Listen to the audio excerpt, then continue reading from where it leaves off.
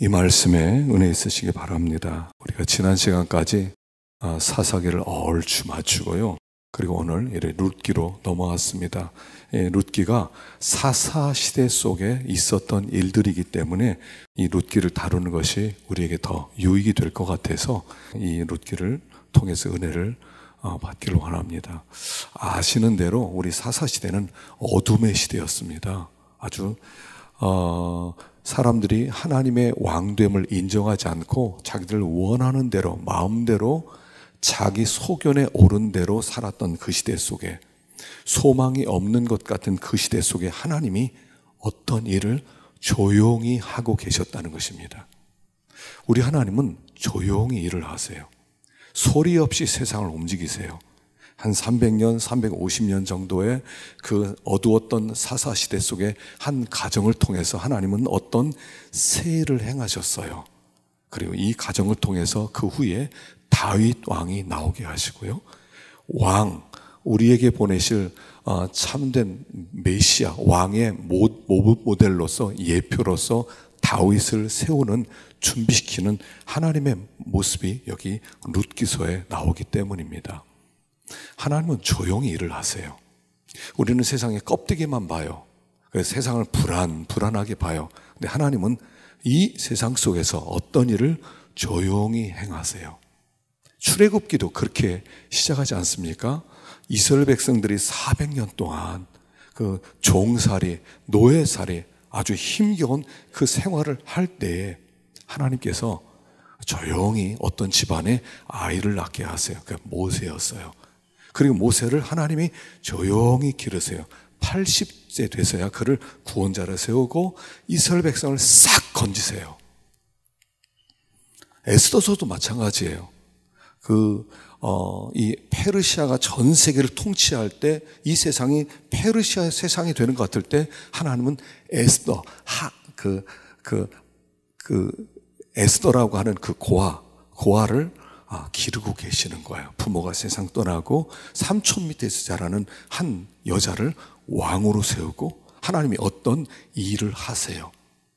우리가 겉으로만 하나님 일 안 하신다, 불안하다 할 것 없어요. 하나님은 어떤 상황이라도 새 일을 하고 계셔요. 그게 룻기서예요. 그게 우리의 소망이에요. 우리는 그걸 믿는 거예요.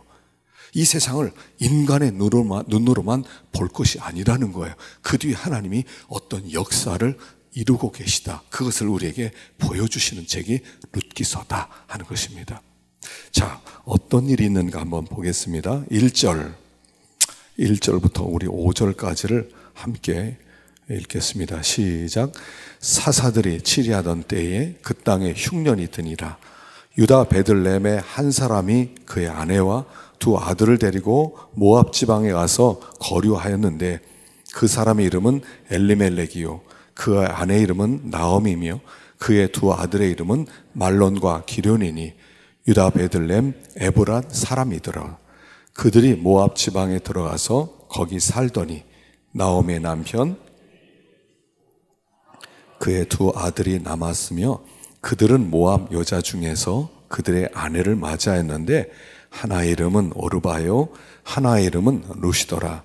그들이 거기에 거주한 지 10년쯤에 말론과 기련 두고 그 여인은 두 아들과 남편의 뒤에 남았더라.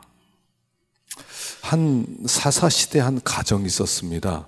그 남편의 이름은 엘리멜렉, 그 부인의 이름은 나오미, 또 두 아들은 말론과 기련이라는 한 가족이 행복하게 또 부유하게 살았습니다.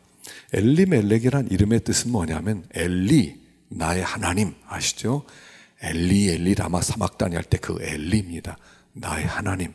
멜레크, 왕이란 뜻이에요. 하나님은 나의 왕이시다, 이런 뜻입니다. 나의 하나님이 왕이시다, 하나님은 나의 왕이시다, 이런 뜻이에요. 자, 엘리멜렉 부인은 나오미예요.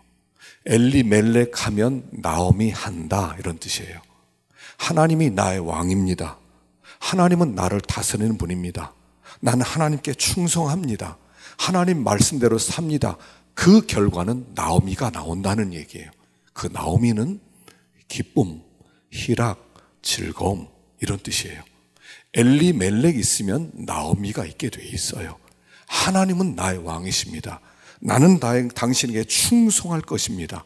나는 당신의 말씀대로만 삽니다. 나는 내 뜻대로 살지 않겠습니다. 항상 하나님께 물어서 의논해서 하나님이 시키는 대로 살아가겠습니다. 할 때 오는 결론은 항상 희락이에요. 기쁨이에요. 즐거움이 찾아와요. 이게 신앙생활의 원리라는 것입니다. 신앙생활 원리는 하나님은 나의 왕이십니다예요. 오늘 이 시간에 우리가 말씀을 듣는 이유는 뭐냐면 왕 앞에 나와서 왕의 음성을 듣는 거예요. 왕이 이 부족한 사람을 세우고 목사를 세워서 하나님의 말씀을 줄 때 말씀을 듣겠습니다 하고 말씀을 듣고 순종하는 길을 걸어가면 나오미의 가정이 되는 거예요. 기쁨이 있고 희락이 있어요. 이게 원리예요. 이게 창세기부터 계시록까지 뚫고 있는 주제예요. 한 가지 주제예요. 하나님은 나의 왕이십니다. 이것만 하면은 하나님은 나오미를 보내시는 거예요.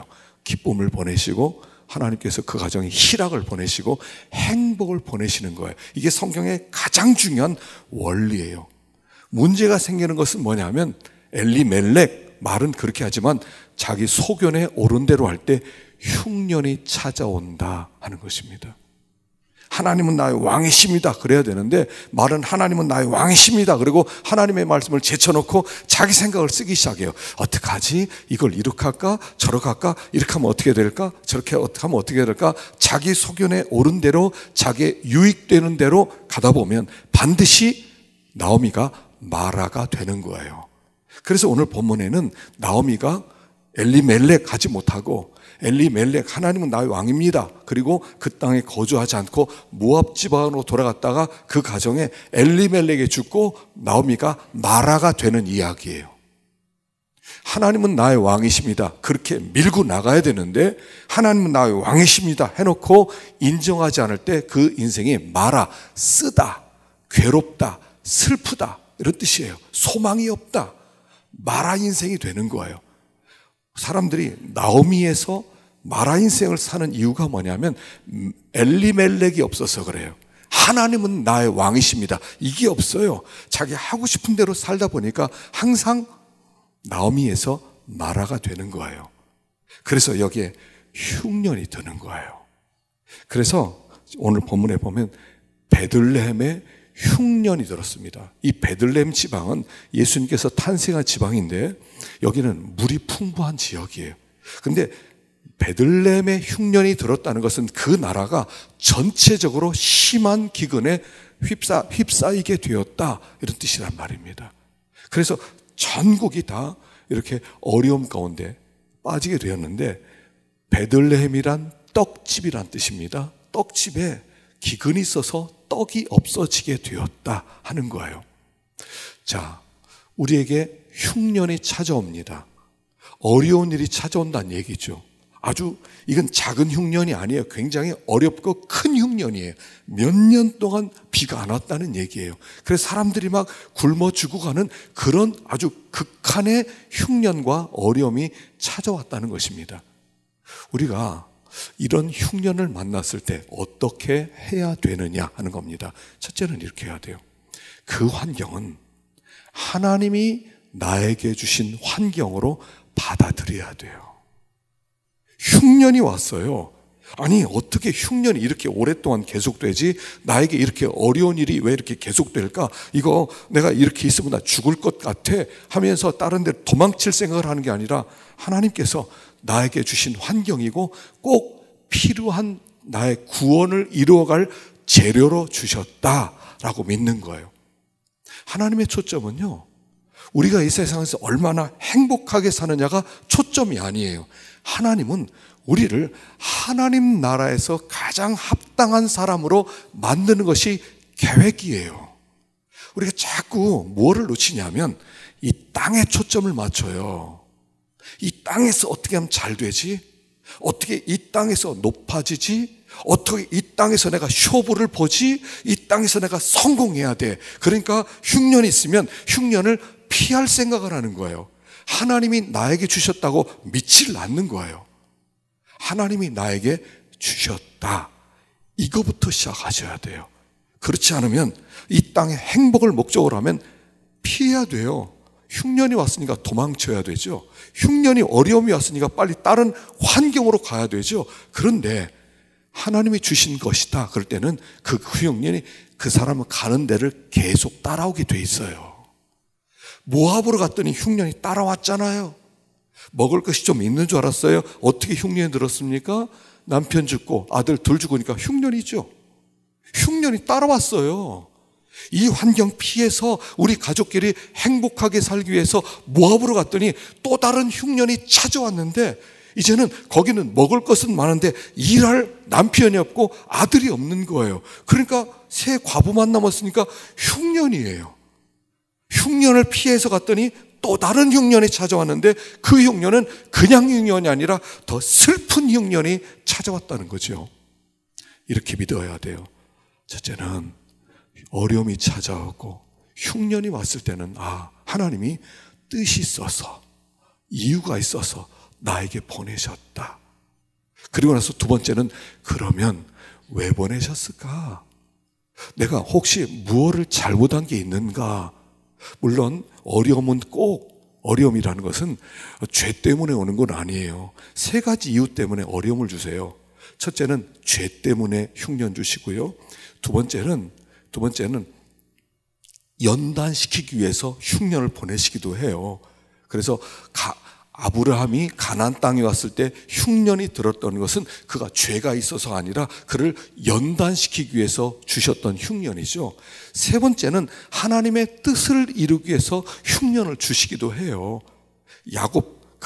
야곱이 그 집안 가운데 큰 흉년이 들지 않습니까? 그래서 그 흉년 때문에 아들을 찾으러 가잖아요. 아들을 찾게 되지 않습니까? 흉년은 하나님의 뜻을 이루는 도구일 수도 있어요.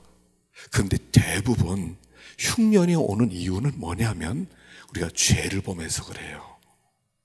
뭔가 하나님의 말씀을 순종하지 않은 부분이 있어서 그래요. 하나님이 계속 말씀하는데 거역하기 때문에 흉년이 찾아와요. 많은 부분이. 그래서 두 번째는 회개가 먼저라는 거예요. 내가 뭘 잘못했을까? 자, 여기 신명기 28장 15절을 읽어보겠습니다. 신명기 28장 15절 시작. 내가 만일 내 하나님 여호와의 말씀을 순종하지 아니하여 내가 오늘 내게 명령하는 그의 모든 명령과 규례를 지켜 행하지 아니하면 이 모든 저주가 내게 임하며 내게 이를 것이니 내가 성읍에서도 저주를 받으며 들에서도 저주를 받을 것이요 내 머리 위에 하늘은 노시 되고 내 아래 땅은 철이 될 것이며 여호와께서 비 대신에 티끌과 모래를 내 땅에 내리시리니 마침내 너를 멸하리라. 내가 하나님의 말씀을 순종하지 않고 내가 명령하는 모든 명령과 규례를 지켜 행하지 않으면 이 저주가 내게 이를 것인데 네가 성읍에 있어서 저주를 받는데 이 성읍에 있으니까 저주 받는구나. 내 들판으로 이사가자. 그럼 들판에서도 저주를 받는다는 거예요. 그리고 어디로 가든지 하늘이 노시되고 딱딱한 쇠처럼 돼서 비가 오지 않고 땅은 철이 되어서 물을 뜰 수 없는 그런 이 티끌이 날아다니는 그런 먼지가 날아다니는 그런 흉년 가운데 살 것이다 하고 미리 예고하셨어요. 그러니까 흉년이 온 것 중에서 큰 것, 어려움이 온 것 중에 큰 것 보면 죄가 있어요. 그 죄를 자꾸 살펴야 돼요. 하나님께서 계속 말씀하는데 내가 계속 거역했던 것이 무엇이지? 내가 무엇을 거역했을까? 그리고 거역했던 부분들을 살피는 거예요. 그리고 하나님께 완전히 돌이키고 순종해야 돼요. 그때까지 이 흉년은 끝나지가 않아요. 계속돼요. 그런데 그 죄를 딱 찾았어요. 이거였구나. 하나님이 이걸 기뻐하지 않았구나. 이 부분 때문에 내가 어려움 가운데 있었구나. 그리고 그 부분을 하나님께 회개하는 거예요. 회개는 하루아침에 잘 안 돼요. 어떤 오래된 죄, 특별히 하나님은 오래 참으시거든요. 오래된 죄들이 있어요. 어떤 죄는 10년 묵은 죄가 있어요. 계속 10년 동안 하나님이 참았다가 안 되겠다. 내가 흉년 보낸다. 그러면요. 하나님께서 그 죄를 완전히 뿌리 뽑기를 원하는데 10년 된 죄 안 뽑혀요. 그럼 어떻게 해야 돼요? 여러분, 그때는요, 작정기도 들어가야 돼요. 하나님, 내가 이 죄를 뿌리 뽑기 위해서 내가 40일 작정기도 들어가겠습니다. 내가 아침 금식을 하겠습니다. 내가 3일 금식을 계속해서, 그래서 내가 하여간 올해는 이 죄 문제를 해결하겠습니다. 그래서 하나님께 회개하기 시작하잖아요. 그럼 처음에는 죄가 회개가 안 돼요. 10년 묵었으니 이거 어떻게 회개가 되겠어요? 그런데 그렇게 작정하면서 하나님, 내가 이 죄를 자백합니다. 근데 너무 오래돼서 이거 잘 끊기가 어렵습니다. 주여, 어떻게 하면 좋습니까? 불쌍히 여겨주십시오. 하다 보면 하나님께서 끊어지도록 힘을 주시고 환경을 주셔서 끊게 해주세요. 그런데 놀랍게요, 그 죄가 떠나는 순간에 그 흉년이 눈 녹듯 사라져버려요. 기가 막혀요. 그리고 그 죄가 있는 동안에 아무리 발버둥 치더라도 그 흉년의 사슬에서 벗어져 나올 수가 없어요. 사람들이 막 환경도 피하고 막 어떻게 하는데요, 안 풀어져요. 하나님의 하늘의 족쇄를 채워놓으면 절대로 빠져나오지를 못해요. 그래서 거기에서 죄를 자백하고 하나님께 회개하고 나면 언제 그러냐는 듯이 족쇄가 그냥 사라져버렸어요. 이게 하나님이 하는 일이에요. 눈 녹듯이 족쇄가 녹아버려요. 그리고 자유가 찾아와요. 흉년은 그렇게 우리가 해결함을 받아야 돼요. 모압으로 도망친다고 해결되는 게 아니에요. 그 흉년이 모압까지 따라와요. 암몬으로 갔으면 암몬까지 따라왔을 거예요. 애굽으로 갔으면 애굽까지 따라왔을 거예요. 계속 따라와요. 한국에서 흉년 당하니까 나 미국 가야 되겠다. 미국에서도 또 흉년이 있어요. 그럼 이게 하나님의 징계예요. 그런데 이것을 우리가 믿어야 돼요. 하나님이 징계할 때도 우리를 사랑하시는 거예요. 하나님이 징계하지만 너 내가 미워서 주는 거야, 넌 이번에 하여간 내가 이번에 한번 손 보겠어, 이런 게 아니라 하나님은 사랑하세요. 그래도 징계를 주는 하나님이 미워서 보는 게 아니에요. 흉년 보낸 하나님이 이 사사시대에 흉년 보낸 이유가 미워서 보는 게 아니에요. 하나님 우리를 미워하시지 않으세요. 하나님 그 속성 자체가 미움이 없어요. 하나님은 완전한 빛이세요. 사랑이에요. 그분이 하는 모든 것들은 다 사랑이에요. 무슨 일을 한다더라도 사랑이에요. 다 사랑이에요. 지난주에 미즈노 겐지라는 사람이 4권의 책을 써서 그게 한국말로 번역 4권이 한꺼번에 나왔어요. 제목이 뭐냐면 감사가 답이다. 감사가 답이래요. 그래서 이제 이분이 어떤 분인가 보니까 이분이 11살 때 이질에 걸렸어요. 이질에 걸려서 고열 가운데 있다가 뇌에 공격을 받아서 뇌 박테리아가 공격해서 이 사람이 뇌성마비 환자가 됐어요. 그리고 나중에 전신마비가 돼서 손가락 하나 까딱 할 수 없이 되었어요.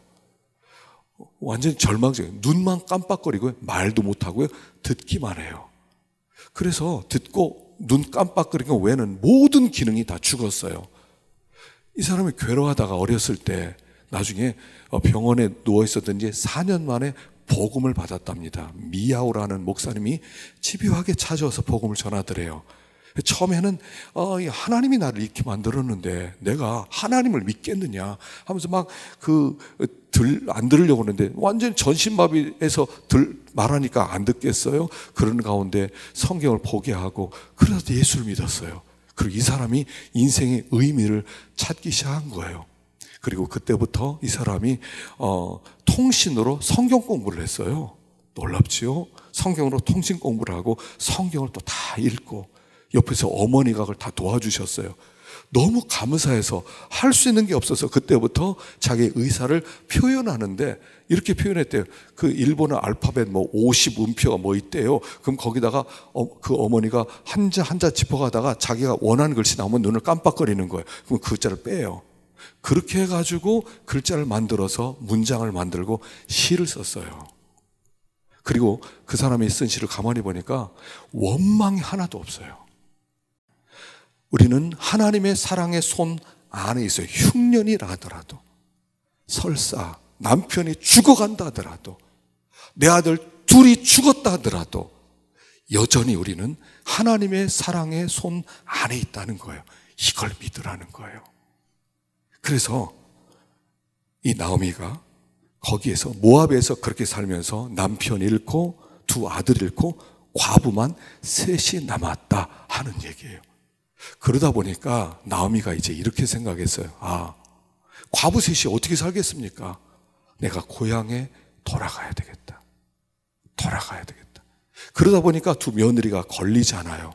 그래서 두 며느리, 세 며느리가 베들레헴에 왔다 칩시다. 이거 어떻게 되겠어요? 그러니까 너희들 여기 남아있어서 너희들은 젊으니까 남편 만나라. 그런데 이 며느리 둘이 처음에는 안 간다고 얘기해요. 읽어보겠습니다. 6절부터 한번 읽어봅시다. 6절부터 시작. 그 여인이 모압 지방에서 여호와께서 자기 백성을 돌보시사 그들에게 양식을 주셨다 함을 듣고 이에 두 며느리와 함께 일어나 모압 지방에서 돌아오려 하여 있던 곳에서 나오고 두 며느리도 그와 함께하여 유다 땅으로 돌아오려고 길을 가다가 나오미가 두 며느리에게 이르되 너희는 각기 너희 어머니의 집으로 돌아가라. 너희가 죽은 자들과 나를 선대한 것 같이 여호와께서 너희를 선대하시기를 원하며 여호와께서 너에게 허락하사 각기 남편의 집에서 위로를 받게 하시기를 원하노라 하고 그들에게 입맞춤에 그들이 소리를 높여 울며 나오미에게 이르되 아니니이다. 우리는 어머니와 함께 어머니의 백성에게로 돌아가겠나이다 하는지라. 나오미가 이르되 내 딸들아 돌아가라. 너희가 어찌 나와 함께 가려느냐? 내 태중에 너희의 남편 될 아들들이 아직 있느냐? 내 딸들아 되돌아가라. 나는 늙었으니 남편을 두지 못할지라. 가령 내가 소망이 있다고 말한다든지 오늘 밤에 남편을 두어 아들을 낳는다 하더라도 너희가 어찌 그들이 자라기를 기다리겠으며 어찌 남편 없이 지내겠다고 결심하느냐? 내 딸들아 그렇지 아니하니라. 여호와의 손이 나를 치셨으므로 나는 너희로 말미암아 더욱 마음이 아프도다 하매 그들이 소리를 높여 다시 울더니 오르바는 그의 시어머니에게 입맞추되 룻은 그를 붙쫓아더라. 여기까지요. 나오미가 모압 지방에 감에 살면서 며느리 둘을 얻었어요. 근데 이 며느리 둘은 교인을 상징하는 거예요. 두 교인을 얻었어요. 교인에는 두 종류가 있더라 하는 거예요. 오르바와 같은 교인이 있고요.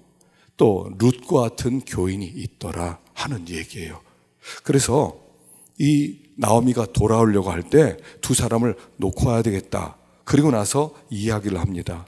너희들 와봤자 너희들 소망이 없다. 너희들 남편 내가 얻어줄 수 없다. 이런 뜻이에요. 나 너희들 남편 얻어줄 수 없고 너희들 모압 사람이 유다 땅에 와봤자 천덕꾸러기다.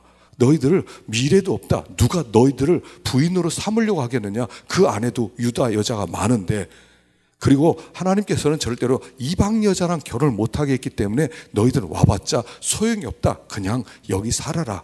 처음에는 막 둘 다 울었어요. 근데 그 얘기를 딱 듣더니 오르바는 예 알았습니다. 어머니 그럼 편안히 가십시오. 그리고 떠났어요. 근데 룻은 붙쫓았더라. 여기 붙쫓았다는 것은 바싹 달라붙었다. 바싹 달라붙어서 완전히 연합된 것처럼 있었다. 이런 얘기예요. 오르바라는 이름의 뜻은 뭐냐면 목이 뻣뻣하다, 갈기, 등, 굳었다 이런 뜻이고요. 룻이란 이름은 친구, 짝, 이웃 이런 뜻이에요. 두 종류의 신자가 있다는 거예요. 오르바와 같은 신자가 있고 룻 같은 신자가 있다는 거예요. 두 종류. 우리가 지금 이렇게 함께 예배를 드립니다. 모르겠어요 누가 누군지. 그러나 결정적 순간에 싹 갈라져요. 결정적 순간에 자기 이해관계에 있어서 자기 이익이 되는 그 문제에 딱 부딪혔을 때는 싹 갈라져요. 오르바와 같은 교인과 룻 같은 교인이 갈라진다는 거예요. 자, 마태복음 7장 24절 보십시다. 마태복음 7장 24절 시작. 그러므로 누구든지 나의 이 말을 듣고 행하는 자는 그 집을 반석 위에 지은 지혜로운 사람 같으리니 비가 내리고 창수가 나고 바람이 불어 그 뒤집에 부딪힘에 무너지지 아니하나니 이는 주추를 반석 위에 놓은 까닭이요 나의 이 말을 듣고 행하지 아니하는 자는 그 집을 모래 위에 지은 어리석은 사람 같으리니 비가 내리고 창수가 나고 바람이 불어 그 집에 부딪힘에 무너져 그 무너짐이 심하니라.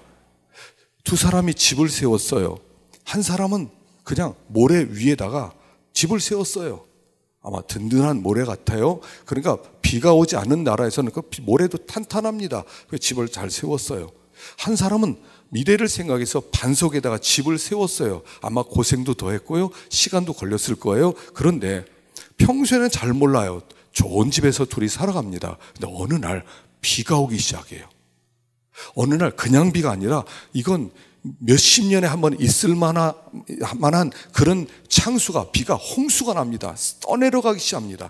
흙들이 막 흙탕물들이 내려갑니다. 그랬더니 모래 위에 지은 집은 막 물이 떠내려가면서 그 모래가 휩쓸려 내려가면서 이게 끼우뚱 하더니 쓰러지더라는 거예요. 근데 한 집은 아무리 비가 오는데도 든든하더란 말입니다. 기초는 안 보여요. 어떤 집에, 어떤 기초의 집을 세웠는지 안 보여요. 그러나 결정적 순간에 홍수가 났을 때, 큰 시험이 왔을 때 싹 갈라지는 거예요. 한 집은 무너지고 한 집은 여전히 서 있더라는 얘기예요. 두 종류의 신자가 있다는 겁니다. 모래 위에 집을 지은 신자와 또 하나는 반석 위에 집을 지은 신자와 하나는 육신에 속한 신자와 하나는 영에 속한 신자가 있더라는 거예요. 하나는 이 세상에서 잘 되기 위한 목적을 가진 신자가 있는가 하면 하나는 천국을 바라보고 오직 하나님의 영광만을 목표로 하는 신자가 있더라는 거예요. 한 사람은 종교인으로 하나님을 섬기는 사람이 있고 하나는 신앙인으로 섬기는 사람이 있더라는 거예요. 하나는 자기 중심적으로 예수를 믿는 사람이 있는가 하면 한 사람은 하나님 중심적으로 예수를 믿는 사람이 있더라는 거예요. 한 사람은 물질에 마음을 두는 사람이 나면 하나님은 믿음에 마음을 두는 신자가 있더라는 거예요. 싹 갈라지더라는 거예요. 교회는 두 종류의 신자가 있어요. 육신에 속한 신자와 영에 속한 신자가 있어요. 결정적 순간에 표시가 난다는 거예요. 여기 오르반은 겉모습으로는 가라 그럴 때 아닙니다. 울면서 따라가겠습니다 라고 얘기했어요. 그러나 너 와봤자 결혼할 수 없어. 너 미래가 없으니까 그래요? 그건 곤란한데요? 하고 남더라 하는 얘기예요. 룻은 너 와봤자 미래도 없고 소망도 없어. 너 망할 수도 있어. 예 괜찮습니다 하고 따라오더라는 거예요. 어디에 속한 신자라는 거예요. 자, 룻의 고백을 읽어보십시다. 15절부터 시작. 나오미가 또 이르되 보라 내 동서는 그 백성과 그의 신들에게로 돌아가나니 너도 너의 동서를 따라 돌아가라 하니 룻이 이르되 내가 어머니를 떠나며 어머니를 따르지 말고 돌아가라 강권하지 마옵소서. 어머니께서 가시는 곳에 나도 가고 어머니께서 머무시는 곳에서 나도 머물겠나이다.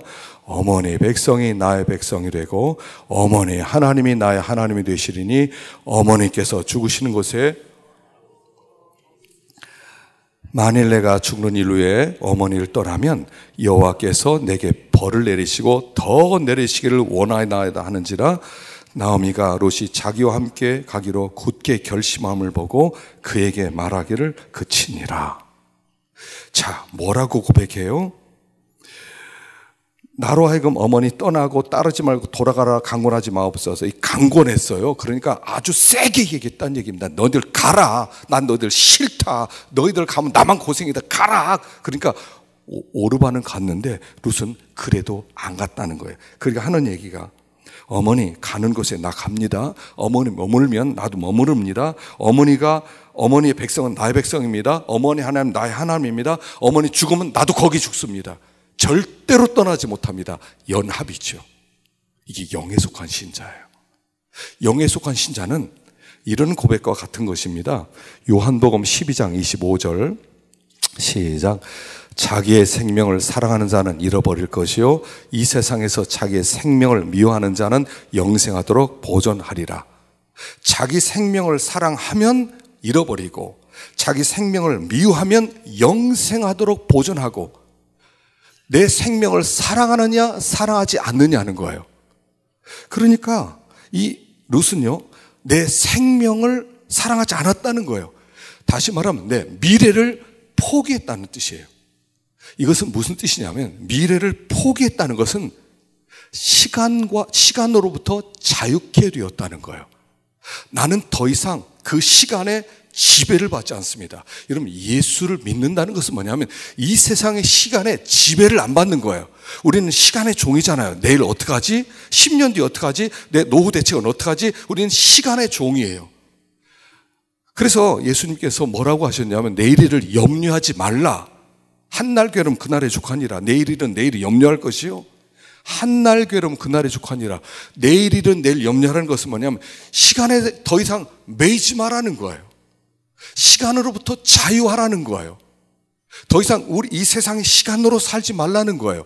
하늘의 시간으로 살아가는 거예요. 그게 영생을 누리는 생활이에요. 영생을 누리는 생활은 뭐냐면 이 세상의 시간의 지배를 받지 않고 이 세상의 시간의 지배를 뛰어넘어서 하늘의 시간은요 오늘밖에 없는 거예요. 그게 영원이에요. 영원은 뭐냐면 오늘이 계속되는 거예요. 하늘은 내일이 없어요. 그냥 오늘이 계속돼요. 거기에는 어둠이 없다고 하지 않습니까? 뭐 낮이 되고 뭐 밤이 되고 아침이 되고 이런 게 없어요. 그 나라에서는 영원한 빛이 있어서 어둠이 없어서요. 거기는 영원한 현재라는 뜻이에요. 하늘나라는 영원한 현재, 이 세상은 항상 밤이 있고 내일이 찾아와요. 그러니까 우리는 항상 내일을 걱정해야 돼요. 내일을 뭔가 준비를 해야 돼요. 그래서 우리는 육에 속해서 살아가는 거예요. 시간의 지배를 받으니까. 그런데 룻은, 하나님, 나는 내 미래를 포기했어요. 나 목적은 하나입니다. 어머니와 함께 있는 것입니다. 어머니의 하나님이 나의 하나님, 어머니의 백성이 나의 백성, 어머니 머무는 곳에 나도 머물고 어머니 죽는 곳에 나도 거기 죽습니다. 나는 어머니와 함께하는 자입니다. 나 가라고 하지 마세요. 이게 자기 생명을 미워하는 거고요, 시간으로부터 자유케 된 사람의 고백이에요. 바로 이게 우리가 이 세상에서 보면 저것은 미쳤어 라고 하는 그런 신앙이거든요. 세상에서 미쳤어야 신앙이에요. 그게 세상에서 이해하면 신앙 아니에요. 세상에서 미쳤어야 신앙이에요. 세상 사람들이 이해 못하는 거예요. 그게 영생의 길이에요. 놀라운 게 뭐냐면요, 여기 오르바가 떠난 이유가 뭐냐면 거기서 신랑 못 만날까 봐 떠났잖아요. 야, 내가 애를 낳아서 언제까지 너 기다릴래? 너 신랑 못 만나. 거기 또 신랑 만나려면 모압에 있어야 돼. 모압에 있어야 돼. 그런데 룻은 신랑을 포기했어요. 그런데 진짜 신랑은 누가 만나요? 룻이 만나요. 신앙은 뭐냐면 보아스를 만나는 거예요. 보아스를 만나야 돼요. 오르바는 보아스를 만나기 위해서 모압 지방에 있었어요. 룻은 이 모압을 떠났어요. 과거와 단절했어요. 그리고 그냥 가는 거예요. 하루씩 가는 거예요. 그리고 거기에서 보아스를 만나는 거예요. 아브라함도 마찬가지예요. 아브라함도 보아스를 만나야 살아요. 그래서 보아스를 어떻게 만나냐면 갈대아우르에서는 거기서 애를 낳지 못했어요. 하란에 와서도 애를 낳지 못했어요. 하나님이 가나안 땅 오라고 그랬어요. 가나안 땅 와서 25년 뒤에 보아스를 만나요. 그가 이삭이에요. 신앙은 뭐냐면 항상 보아스를 만나는 데 있는 거예요. 예수를 만나는 데 있는 거예요. 그래서 여기에 룻이 그냥 난 잘 모르겠습니다 하는 어머니만 따라가면 보아스를 만날 것 같아요. 나는 내 미래를 포기했어요. 내 행복도 포기했어요. 내 자신의 생명도 포기했어요. 그리고 어머니만 따라가겠다는 고백이에요. 그리고 거기에서 보아스를 만나요. 이게 뭐냐면 순교자적 신앙입니다. 여러분, 순교자라고 하는 것이 꼭 내가 막 죽었다 그래서 순교자가 아니에요. 우리는 하루하루를 순교자처럼 살아가는 사람이에요. 하나님이 나를 데려갈 수 있고 안 데려갈 수도 있어요. 그럼에도 불구하고 나는 순교자로 살아가는 거예요. 꼭 목이 잘려야 총살 당해야 순교 아니에요. 오늘을 나는 하나님만을 위해서, 하나님의 영광을 위해서 살아갑니다. 그게 순교자예요. 그게 순교지 않아요. 꼭 죽어야 순교입니까? 오늘 우리는 순교하는 거예요. 그리고 우리 삶 속에 이 룻과 같은 고백이 사실은 매일 우리 삶 가운데 나타나요. 한 세 가지로 나타나요. 첫째는 뭐로 나타나냐면, 첫째는 예배로 나타나요. 우리가 지금 여기에 앉아 있어요. 바쁘시지 않으셔요? 피곤하지 않으셔요? 왜 여기 오셨어요? 우리가 이 시간을 하나님께 드리는 거예요. 예배는 뭐냐면 나를 하나님께 번제로 드린다는 뜻이에요. 하나님이 여기 임재하셨는데 내가 나를 하나님께 드립니다. 이게 예배예요. 이게 순교자가 하는 일이에요. 순교자가 되지 못한 사람은 이 자리에 있을 수가 없어요. 우리는 이 자리에 있을 수밖에 없도록 하나님 이끌어 주심으로 오늘 우리는 순교하면서 여기 앉아 있는 거예요. 하나님, 나를 드렸습니다. 여러분, 예배를 빠지는 건 아니에요. 삶의 클라이막스가 예배고요. 우리는 예배를 위한 삶이에요. 그게 순교자의 첫 번째 행동 규칙이에요. 가장 중요한 것은 예배예요. 두 번째는 기도예요. 기도가 순교예요, 사실은요. 기도하면 눈을 감는 거거든요.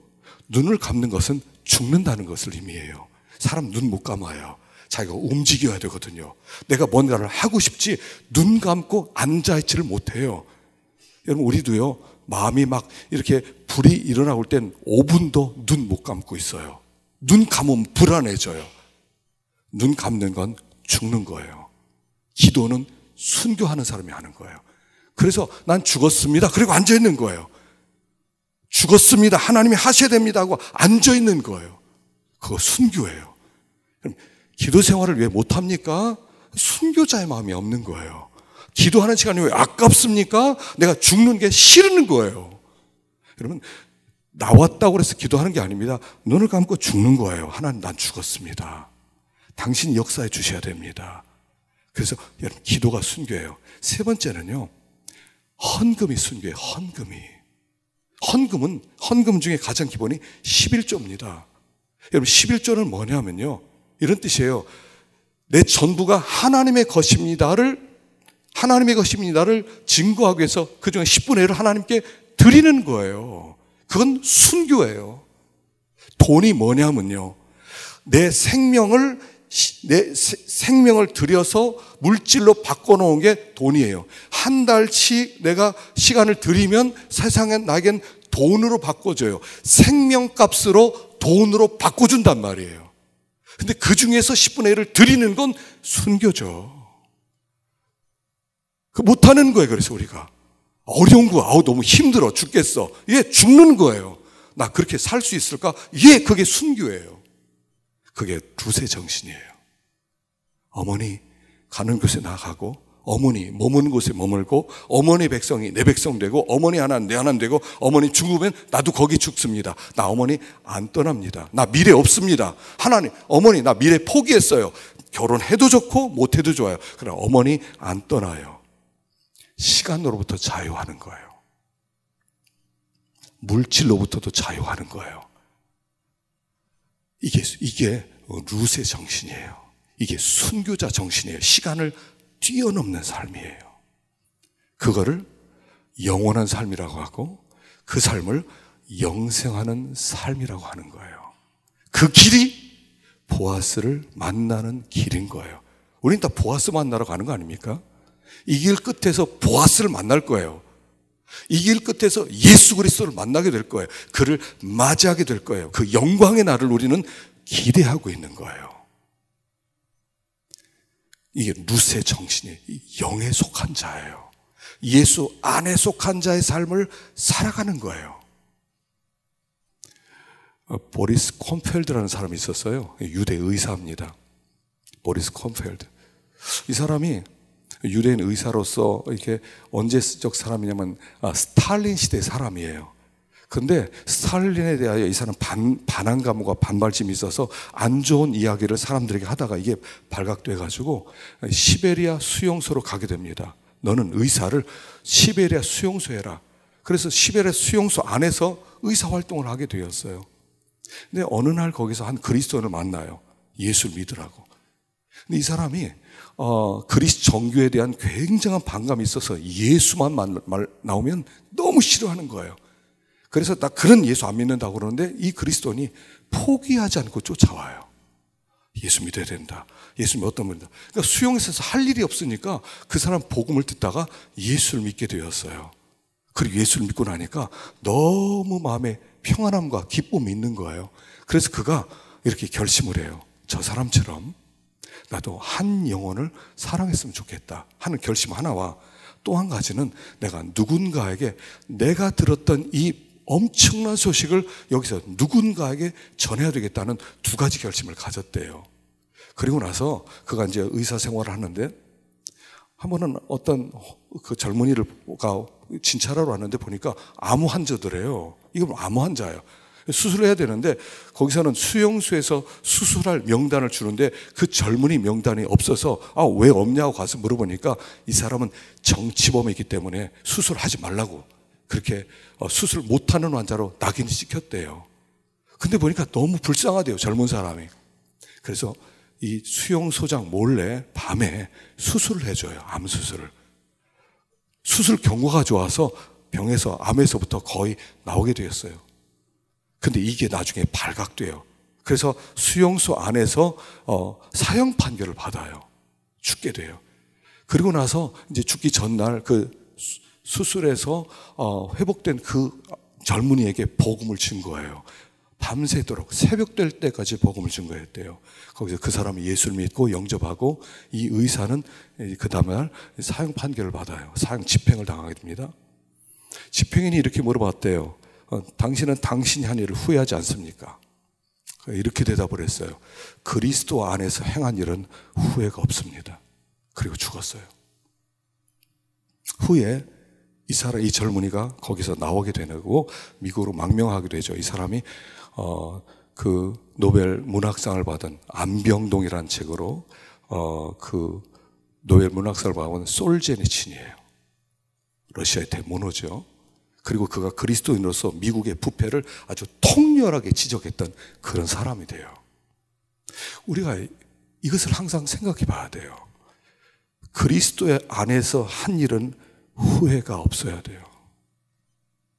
우리가 어떤 일을 결정을 내릴 때 이렇게 생각해 봐야 돼요. 이게 영원의 눈에서 볼 때 후회할 일이냐, 영원한 눈에서 볼 때예요. 영원한 눈에서 볼 때 이게 룻의 결정과 같은 결정이냐를 생각해 봐야 돼요. 하나님께서 우리를 부르셨어요. 룻의 뒤를 따라가라고 부르는데 그 룻의 길이 사실 예수의 길이었고요. 그게 십자가의 길이었고요. 내가 죽는 길이었고요. 근데 그게 보아스를 만나러 가는 길이었다는 거예요. 목적이 뭐예요? 내가 무엇을 위해서 가고 있는 거예요? 어디를 향해 가고 있는 거예요? 나는 어디에 속했어요? 여러분, 깊은 마음의 동기를 생각해 보셔야 돼요. 내 마음의 동기는 숨어 있어요. 그러나 언젠가 그 마음에 숨은 동기가 드러나는 날이 있다니까요.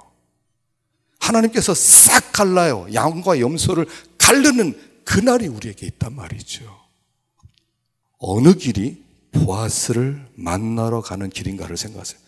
어떤 일을 할 때 이 길이 보아스 만날 수 있는 길인가를 생각하세요. 이게 하나님이 지시하신 길인가를 생각해 보세요. 편리한 길이 아니라, 당장 나에게 유익이 되는 길이 아니라, 정말 하나님께서 기뻐하는 보아스를 만나는 그 길이 어떤 길이냐는 거예요. 나는 어디 소속이에요? 여러분, 어디 소속이셔요? 우리가 여기에 앉아서 함께 예배드리는 우리가 죽을 때까지 갈 수 있겠어요? 아니면 어떤 사건으로 빠져나가실 거예요? 분명히 결정적 사건이 왔을 때 빠져나가는 분이 생길 거예요. 어디에 속하냐는 거예요. 육에 속한 자예요?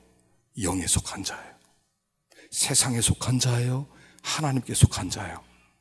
여러분, 신앙생활 흉내만 하는 거 아니에요. 흉내만 내는 거 아니에요. 우리 진짜냐는 거예요. 진짜. 성령 그 질문하는 거예요. 너 진짜 맞아? 진짜 맞냐는 거예요. 이 세상은 진짜에 관심이 많아요. 참 성도, 참 신자, 하나님께 속한 신자, 영에 속한 신자, 그 사람 맞냐는 거예요. 나는 지금 천국을 향해 가고 있는 사람 맞냐는 거예요. 보아스를 만나러 가는 그 길에 있는 나 맞냐는 거예요. 진짜예요. 진짜라고 사람을 다 믿는데요, 점검하셔야 돼요. 가짜면 빨리 진정한 마음으로 주님께 돌아오셔요. 참된 예배자가 되시고요, 하나님께 기도하는 기도자가 되게 하시고요, 하나님께 드리는 자가 되게 하시고요. 그거 외에는, 거기 기본이에요. 그게 기본. 그것도 못하는데 무슨 진짜라고 얘기를 해요. 예배도 못 드리는 사람이, 기도도 못하는 사람이, 드리지도 못하는 사람이 무슨 하늘에 속한 사람이라고 큰 소리 치고 다녀요. 입만 나불리지 마시고요, 입만 살아서 그러지 마시고요, 나는 진정으로 하나님께 속한 사람입니다, 증거해보란 말이에요. 진짜냐고요. 우리가 여기서 이걸 확인하셔야 돼요. 진짜인가를 확인해 보라는 얘기예요. 가짜는 나중에 다 걸러내게 돼 있어요. 하나님의 속일 수도 없어요. 위조 지폐는 안 통하는 거예요. 아무리 그럴듯한 색채를 입혔어도 가짜는 가짜인 거예요. 하나님 앞에 진짜로 서야 돼요. 룻 같은 신앙, 오르바 같은 흉내내는 신앙이 아니라 진짜로 서는 우리 교회가 될 수 있기를 축원합니다. 기도하십시다.